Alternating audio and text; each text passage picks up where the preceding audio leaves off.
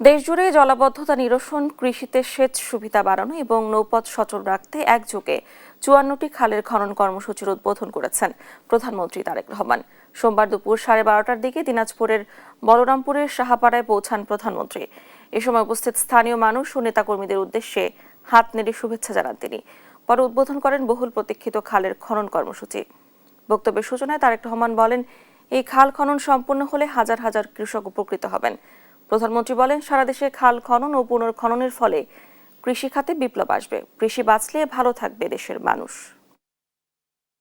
এই খালটা ইনশাআল্লাহ আমরা সম্পূর্ণভাবে যখন কাজ শেষ করতে পারবো, সম্পূর্ণভাবে যখন কাজ শেষ করব, তখন কিন্তু প্রায় ৩১,০০০ কৃষক এখান থেকে পানি পাবে, এই খালের সুবিধা পাবে ৩১,০০০ কৃষক। এবং প্রায় ১২০০ হেক্টর জমি এই খালে যে পানি থাকবে সেই পানির সেচ সুবিধার মধ্যে আসবে। ৩.৫ লক্ষ মানুষ এই খালের পানির সুবিধা পাবে, এই খালের পানি বিভিন্ন ভাবে তারা ব্যবহার করতে পারবে।